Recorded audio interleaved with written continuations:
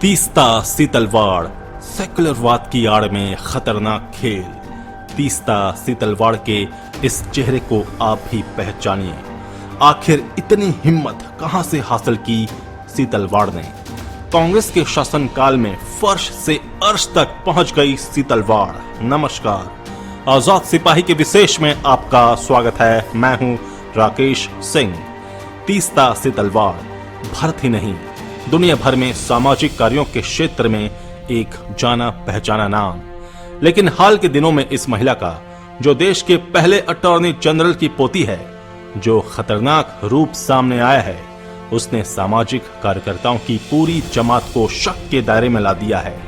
धर्मनिरपेक्षता और समाज सेवा के नाम पर सत्ता और न्यायपालिका का समानांतर तंत्र चलाने वाले तीस्ता के बारे में जो जानकारी सामने आई है, उससे पता चलता है कि वो केवल भारतीय राजनीति की धारा को प्रभावित करने की ही फिराक में नहीं थी, बल्कि सियासत को अपनी विचारधारा के हिसाब से हाँकने की साजिश की सूत्रधार भी थी। गुजरात दंगों में संदिग्ध भूमिका निभाने के आरोप में सुप्रीम कोर्ट के आदेश के बाद गिरफ्तार की गई तीस्ता सीतलवाड़ पर 20 साल पहले गुजरात की तत्कालीन सरकार को अस्थिर करने की साजिश रचने का भी आरोप है। इतनी सारी साजिशों की सूत्रधार इस महिला ने आखिर इतनी पहुंच और इतना प्रभाव कहां से हासिल कर लिया, ये एक अलग जांच का विषय हो सकता है। लेकिन इतना तय है कि अपनी एक आवाज पर आधी रात को न्यायालय को खुलवाने की हैसियत रखने वाली ये महिला एकदम मामूली तो नहीं ही हो सकती है। तीस्ता सीतलवाड़ का काम चाहे कुछ भी रहा हो, उन्होंने समाज की चाहे जितनी सेवा की हो, हाल के दिनों में उनके खिलाफ जो आरोप लगे हैं, उनके घेरे से बाहर निकलना भी उनके लिए अब कठिन हो गया है।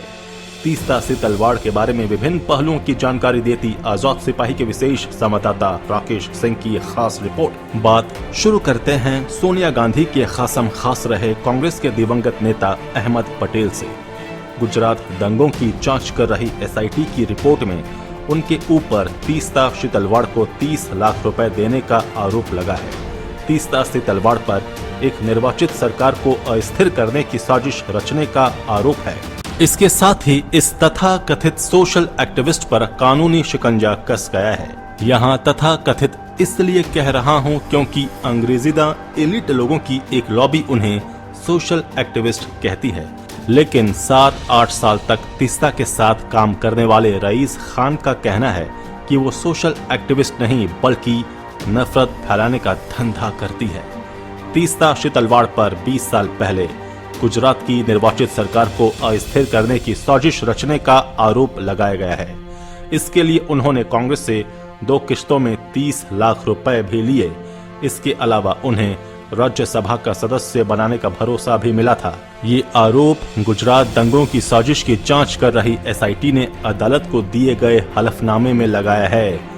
ये आरोप तीस्ता सीतलवाड़ के एक सर्वथा नए अवतार को सामने लाते हैं और उनका ये अवतार कीचड़ से लथपथ है।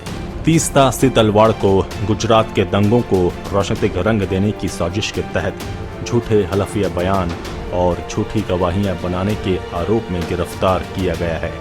इससे पहले जब भी उन्हें गिरफ्तार किया गया, एक लॉबी इतनी सक्रिय हो जाती थी कि दुनिया भर में शोर मचता था और उस शोर में अदालतें भी प्रभावित हो जाती थीं। अब पहली बार सुप्रीम कोर्ट ने उनके खिलाफ कार्रवाई की सिफारिश की है, क्योंकि उन्होंने झूठे हलफिया बयान बनवाकर 20 साल तक कानून के साथ खिलवाड़ किया। तीस्ता सीतलवाड़ की कहानी रईस खान की जुबानी। तीस्ता सीतलवाड़ के एक्टिविज्म की कहानी 2002 के दंगों से शुरू नहीं होती, बल्कि 1999 से शुरू होती है, जब सोनिया गांधी और जयललिता ने मिलकर वाजपेयी सरकार गिरा दी थी और लोकसभा के चुनाव होने वाले थे। तब तीस्ता सीतलवाड़ के पति जावेद आनंद ने कम्बेट कम्युनलिज्म नाम से एक मैगजीन निकाली थी। यह मैगजीन भाजपा को सत्ता से दूर रखने के एकमात्र उद्देश्य से निकाली गई थी। कहते हैं इस मैगजीन के लिए कांग्रेस और कम्युनिस्ट पार्टियों ने जावेद और तीस्ता सीतलवाड़ को 1.5 करोड़ रुपया मुहैया करवाया था। फरवरी 2002 में जब गोधरा में 59 कार सेवकों को जिंदा जला दिया गया और उसकी प्रतिक्रिया में गुजरात में दंगे शुरू हुए, तो तीस्ता ने दंगों की साजिश रचने के लिए तत्कालीन मुख्यमंत्री नरेंद्र मोदी को जिम्मेदार ठहराने का बीड़ा उठाया। रईस खान ने खुलासा किया है कि जब दंगे चल रहे थे तब सोनिया गांधी के राजनीतिक सलाहकार अहमद पटेल अहमदाबाद आए थे। तीस्ता शीतलवाड़ और वो सर्किट हाउस में उन्हें मिलने गए। तब अहमद पटेल ने कहा कि उन्हें पैसे की कोई कमी नहीं आने दी जाएगी, वो इस काम में जी जान से जुट जाएं। अहमद पटेल ने तुरंत अहमदाबाद के होटल एसोसिएशन के अध्यक्ष को बुलाया और तीस्ता शीतलवाड़ को 5 लाख रुपए नकद दिलवाए। बाद में तीस्ता शीतलवाड़ और रईस खान दिल्ली आए तो उन्हें वीपी हाउस में ठहराया गया। उनकी मुलाकात सोनिया गांधी से करवाई गई। सोनिया गांधी ने भी उन्हें आश्वासन दिया कि इस काम के लिए उन्हें पैसे की कोई कमी नहीं आने दी जाएगी। इस साजिश के सबूत कुछ तथ्यों से मिलते हैं। दंगों के बाद 2002 में ही कांग्रेस ने तीस्ता शीतलवाड़ को राजीव गांधी राष्ट्रीय सद्भावना पुरस्कार से सम्मानित किया था। बाद में जब कांग्रेस केंद्र में सत्ता में आ गई तो 2006 में उन्हें प्रतिष्ठित नानी फाल्केवाला पुरस्कार और 2007 में पद्मश्री सम्मान से नवाजा गया। बाबरी मस्जिद का काम देख तीस्ता को मिला था ठेका। गुजरात दंगों के बाद मोदी सरकार को बदनाम करने के लिए रची गई साजिश मामले में तीस्ता शीतलवाड़ की भूमिका पर उनके पूर्व सहयोगी रईस खान पठान ने बड़ा बयान दिया है। पठान ने कहा है कि जब पटेल ने तीस्ता को रुपए दिए थे उस समय वो उसी जगह मौजूद थे। उनके सामने ही ये 30 लाख रुपए की लेन देन हुई थी। बकौल पठान जो बात सामने आ रही है 30 लाख रुपए की, वो बिल्कुल दंगों के शुरुआती दिनों की बात है। तीस्ता बहुत पहले से अहमद पटेल को जानती थी, लेकिन जब दंगे हुए उसके कुछ दिन बाद की मुलाकात शाही बाग के सर्किट हाउस में हुई थी। वहां उनके साथ भी मैं गया था। उस मुलाकात में पटेल ने तीस्ता को कहा था, आपको मैं अच्छे से जानता हूँ, आपके कामों से मैं अच्छे से वाकिफ हूँ। आपने बाबरी मस्जिद राम मंदिर पर जो भूमिका निभाई है उससे भी मैं बखूबी वाकिफ हूँ, लेकिन अभी हम सत्ता में नहीं हैं। पठान के अनुसार अहमद पटेल से तीस्ता की लंबी बातचीत के बाद शीतलवाड़ ने कहा कि उनके पास फंड नहीं है और फंड की कमी हुई तो वे लोग काम नहीं कर पाएंगे, क्योंकि गुजरात में जो कुछ हुआ है वो बहुत बड़ा है। पठान के मुताबिक अहमद पटेल ने शीतलवाड़ की बात सुनने के बाद कहा, आप अपने काम को जारी रखिए, काम को आगे बढ़ाइए। रहा फंड का सवाल तो आप बेफिक्र हो जाइए, क्योंकि फंड आपको मिल जाएगा। हमारी पार्टी तो आपको जितना हो सकेगा फंड देगी, लेकिन साथ में आपको देश विदेश की एजेंसियों से भी फंड आएंगे। इसके बाद शीतलवाड़ ने कहा कि जब आप आश्वासन दे रहे हैं तो ठीक है, आप जैसा चाहेंगे हम वैसा करेंगे। 2002 में केंद्र से 1 करोड़ 40 लाख रुपए मिले। तीस्ता शीतलवाड़ ने नरेंद्र मोदी को कटघरे में खड़ा करने के लिए 2002 में ही अपना एनजीओ बनाया था, जिसे बाद में कांग्रेस की यूपीए सरकार ने 1 करोड़ 40 लाख रुपए सरकारी फंड से दिए। तीस्ता शीतलवाड़ का काम तत्कालीन मुख्यमंत्री नरेंद्र मोदी को दंगे के लिए जिम्मेदार ठहराने और भाजपा सरकार को मुस्लिम विरोधी साबित करने की कहानियां गढ़ने का था। अहमद पटेल ने दिल्ली में तीस्ता शीतलवाड़ को उन पत्रकारों से भी मिलवाया था जो इस काम में उनके साथ कोऑर्डिनेट करने वाले थे। इनमें टीवी चैनलों के पत्रकार, प्रिंट मीडिया के पत्रकार और कुछ विदेशी मीडिया के लिए काम करने वाले पत्रकार भी थे। इस तरह एक लॉबी खड़ी की गई जिसका काम न सिर्फ मोदी को टारगेट करना था, बल्कि 2004 के लोकसभा चुनाव को भी टारगेट करना था। कैसे तीस्ता शीतलवाड़ ने दर्जनों हलफिया बयान तैयार करवाए। आपको याद होगा उस समय एक खबर बहुत चलाई गई थी कि एक गर्भवती औरत के पेट में छुरा घोंपकर मार दिया गया। वह खबर अंतर्राष्ट्रीय स्तर पर हिंदुओं के खिलाफ प्रचार करने के लिए इस्तेमाल की गई थी, लेकिन वह खबर तीस्ता शीतलवाड़ और उसके सहयोगी पत्रकारों की गढ़ी हुई झूठी खबर निकली। बाद में उस औरत का इलाज करने वाले डॉक्टर ने बताया था कि वो औरत आग लगने से मरी थी। इसी तरह अनेक महिलाओं के रेप की खबरें प्रचारित की गई थीं। एक महिला के रेप का हलफिया बयान सुर्खियां बना था, लेकिन उस महिला ने कोर्ट में कहा कि उसके साथ कोई रेप नहीं हुआ। ये हलफिया बयान तीस्ता शीतलवाड़ ने बनवाया था। उसे अंग्रेजी नहीं आती थी, इसलिए उसने बिना पढ़े दस्तखत कर दिए थे। उस महिला ने बाद में तीस्ता शीतलवाड़ को फोन करके उसे फटकार लगाई थी कि उसने झूठा हलफिया बयान क्यों बनवाया था। वो एक शादीशुदा महिला है। इसी तरह के दर्जनों हलफिया बयान पर लोगों को अंधेरे में रखकर दस्तखत करवाए गए और अदालत में पेश किए गए। कुतुबुद्दीन अंसारी की तस्वीर का इस्तेमाल। आपको कुतुबुद्दीन अंसारी का दंगाइयों से रहम की भीख मांगने वाला वो फोटो याद होगा। उस कुतुबुद्दीन अंसारी को केंद्रीय सुरक्षा बलों ने सुरक्षित बचाया था, लेकिन कांग्रेस ने हर चुनाव में उसकी फोटो का इस्तेमाल किया। जब हाल ही में असम विधानसभा चुनाव में उसकी तस्वीर फिर से इस्तेमाल की गई तो उसने कहा कि वो उस दिन मर ही क्यों नहीं गया, कांग्रेस उसे हर चुनाव में मारती है।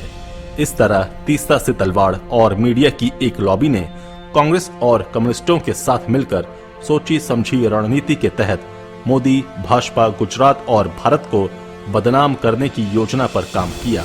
रईस खान ने खुलासा किया है कि तीस्ता से तलवाड़ को अमेरिका, इंग्लैंड और अरब देशों से भी बहुत पैसा आया। दंगों में मारे गए मुसलमानों के परिजनों की तरफ से नरेंद्र मोदी के खिलाफ FIR तक दर्ज करवाने की साजिश में भी तीस्ता से तलवाड़ शामिल थी, लेकिन इस साजिश में 2 IPS पुलिस अफसर भी सहयोगी थे। उनमें से एक संजीव भट्ट एक अन्य मामले में पहले से जेल में है और दूसरे IPS अफसर RB श्रीकुमार को भी गिरफ्तार कर लिया गया है। असल में इन दोनों की गिरफ्तारी का रास्ता सुप्रीम कोर्ट के उस फैसले से खुला जिसमें नरेंद्र मोदी पर आरोप खारिज करते हुए उन्हें झूठे मुकदमों में फंसाने वालों के खिलाफ कार्रवाई किए जाने की बात कही गई है। ये तीनों गुजरात के कांग्रेस नेताओं, गुजरात विधानसभा में तत्कालीन विपक्षी नेता शक्ति सिंह गोहिल और प्रदेश कांग्रेस अध्यक्ष अर्जुन मोढवाडिया के संपर्क में थे। संजीव भट्ट लगातार कोशिश कर रहे थे कि तमाम NGO के जरिए मामले को प्रभावित करने के लिए मीडिया कार्ड खेला जाए। तीस्ता से तलवाड़ संजीव भट्ट के लगातार संपर्क में थी। तीस्ता ने ही एडवोकेट MM तिरमिजी के साथ झूठे हलफनामे तैयार किए थे। फिर पहले से टाइप किए गए हलफनामों पर जाकिया जाफरी और अन्य के हस्ताक्षर लिए गए। श्री तलवाड़ ने कई तरीकों से गवाहों को प्रभावित भी किया। इन तीनों ने पूर्व सांसद एहसान जाफरी की पत्नी जाकिया जाफरी को मोदी के खिलाफ केस लड़ने के लिए भड़काया और केस लड़ने की पूरी जिम्मेदारी खुद ली। जाकिया जाफरी ने 2006 में नरेंद्र मोदी और 62 अन्य को दंगों का आरोपी बनाते हुए FIR दर्ज करवाई थी। उस समय एक झूठी खबर ये प्रसारित की गई थी कि पूर्व सांसद एहसान जाफरी ने दंगाइयों से बचाने के लिए नरेंद्र मोदी को फोन किया था, लेकिन मोदी ने उन्हें बचाने के लिए पुलिस भेजने की बजाय एहसान जाफरी को गालियां दी, जबकि एहसान जाफरी ने नरेंद्र मोदी को कोई फोन किया था, इसका रिकॉर्ड कहीं नहीं मिला। SIT ने नरेंद्र मोदी को पहले ही क्लीन चिट दे दी थी, लेकिन तीस्ता से तलवाड़ ने अपनी आखिरी मुहिम को जारी रखते हुए जाकिया जाफरी से SIT के फैसलों को सुप्रीम कोर्ट में चुनौती दिलवाई। वही चुनौती अब तीस्ता से तलवाड़ के लिए मुसीबत बन गई है, क्योंकि सुप्रीम कोर्ट ने अपने फैसले में न सिर्फ SIT की ओर से मोदी को दी गई क्लीन चिट को बरकरार रखा, बल्कि SIT के काम की तारीफ भी की है।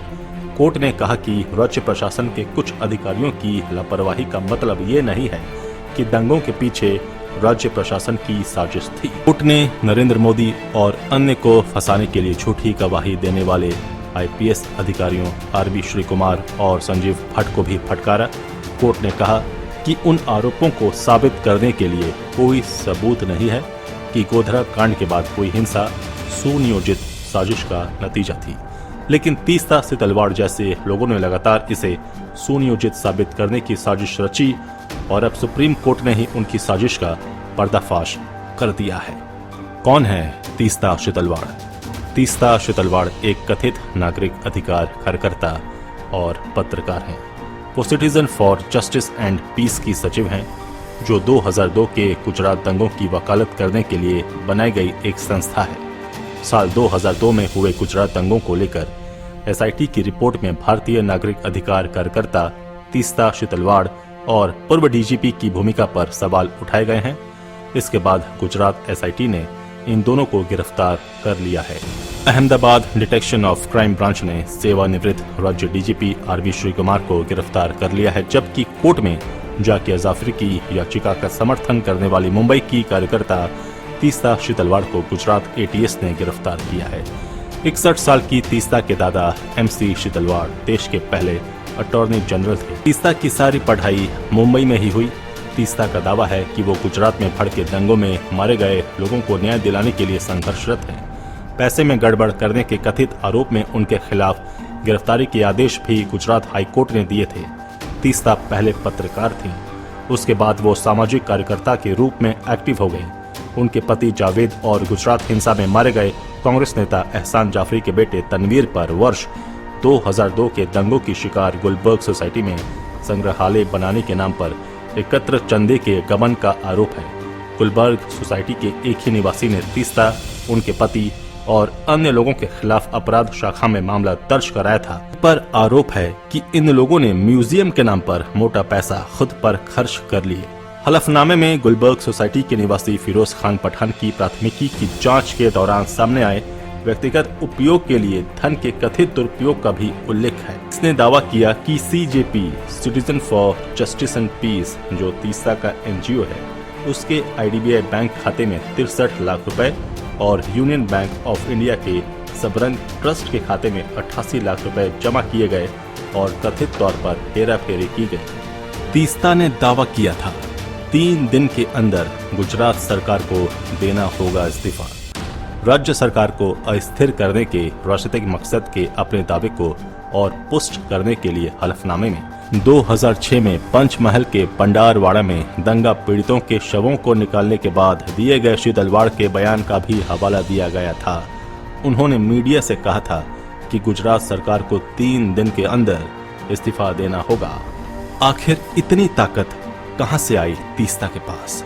इन तमाम तथ्यों के बाद ये सवाल तो बनता ही है कि आखिर तीस्ता श्री तलवाड़ के पास इतनी ताकत कहां से आ गई? कांग्रेस की तुष्टीकरण की राजनीति और कम्युनिस्टों की खारिज हो चुकी विचारधारा ने उन जैसे भारत के सैकड़ों कथित मानवाधिकार कार्यकर्ताओं को आर्थिक और बौद्धिक मदद दी, जो एक तरह से देश के हितों के खिलाफ ही गया। ऐसे में अब जब ऐसे तत्वों की कारगुजारियां सामने आ रही हैं, इन्हें राजनीतिक कुचक्र बताया जा रहा है। यही भारत का दुर्भाग्य है। आजाद सिपाही के विशेष में अभी इतना ही। आप हमारे इस YouTube चैनल को जरूर सब्सक्राइब करें। आप हमारे Facebook पेज को भी जरूर फॉलो करें और भी अधिक खबरों के लिए पढ़ते रहिए अपना लोकप्रिय दैनिक अखबार आजाद सिपाही। धन्यवाद।